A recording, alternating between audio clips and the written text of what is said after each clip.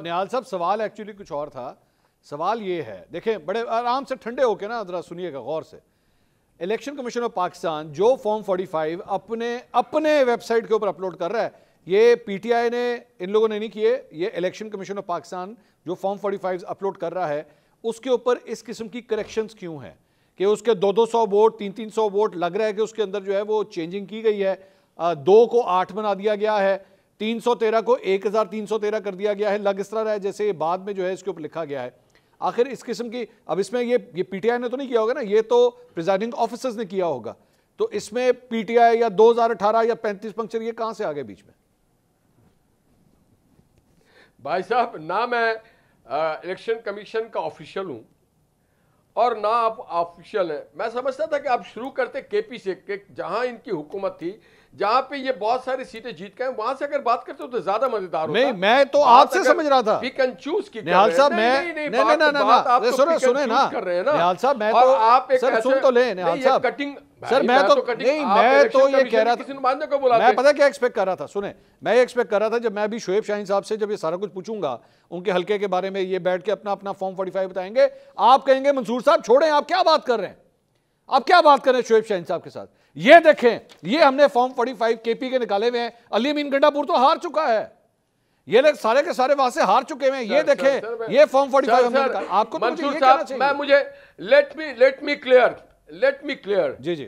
जब 2013 में इस तरह के एहतजाज किए 35 पंचर की, तो फिर उस वक्त मोहम्मद नवाज शरीफ साहब वजीर आजम पाकिस्तान ने सुप्रीम कोर्ट से दरखास्त की कि आप एक कमीशन बना लें। एक इंक्वायरी कमीशन बैठी जिसमें चीफ जस्टिस साहब ने अमीर हानी मुस्लिम और दीगर जजों को नॉमिनेट किया और उन जजों साहबान ने पे इनका एतबार था। और जब वो पूरी फाइंडिंग हो गई, वो पूरा कमीशन अपने इनके सारे मावजात सुन लिया और उन्होंने कहा कहीं पे धांधली नहीं, कहीं पे 35 पंचर नहीं लगा, हाँ कहीं पे कोई छोटी मोटी इरेगुलरिटीज तो हो सकती। तो इनकी आदत है रोना गाना। अगर ये जीत गए तो ठीक है, अदरवाइज 35 और 45 और 47 और 49 और सारे चोर। और अगर जीत जाए, केपी में कोई चोर नहीं है, केपी में कोई धांधली नहीं हुई है, केपी में कोई गलत काम नहीं हुआ है। ये शुरू करें वहां से, हम भी।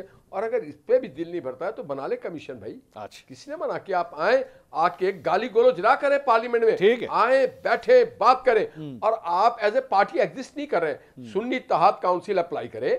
सुन्नी, देखिए PTI is no more existing in the parliament, it is Sunni Ittehad council हुआ है, वो बैठे वो बात करे।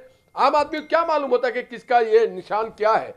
आम आदमी को तो नहीं, 50 निशान होता है, उनमें से कोई एक निशान पे लग गया या एक पे नहीं लगा तो उसके जिम्मेदार वैसे तो नहीं है कोई। वैसे निहाल हाशमी साहब, मेरा ख्याल में आप 2 लॉयर्स आप लोग बैठे हैं, मुझे बता दीजिएगा, लेकिन मेरा ख्याल में इलेक्शन कमीशन ने जो मखसूस नशिस्तों के हवाले से जो फैसला दिया है उसके मुताबिक तो शायद अब सुन्नी इत्तेहाद काउंसिल भी एग्जिस्ट नहीं करती मेरा ख्याल में, क्योंकि जाहिर बात है आपने नशिस्तें उनको नहीं दी, इसका मतलब है कि वो आप मुझे बताएं, जो आप देखिए, आप तो ऑब्वियसली एग्जिस्ट नहीं करती। सुन्नी इत्तेहाद काउंसिल पार्लियामेंटी सियासत में जन्म लेती है इलेक्शन के बाद। उससे पहले उन्होंने लिख के दे दिया कि हमारी कोई रिजर्व सीट की गुंजाइश नहीं ना, हम ले रहे हैं। ये बेचारे जल्दी में बहुत कुछ गलतियां कर देते हैं, वो गलती का मलबा हम पे क्यों डाल रहे हैं भाई? वो जो गलती इन्होंने किया है उसके वो गलती ये खुद भुगते ना। और जो इलेक्शन कमीशन की जजमेंट, अगर एक एक लाइन पढ़े, मैं कानूनदान हूं, मुझे पता है कि इलेक्शन बड़ा क्लियर लिखा हुआ है कि आप जिस पार्टी ने अपने रिजर्व सीट के लिस्ट भेजी है उसकी मुतनासिब नुमाइंदगी वहां से उसको मिलेगी।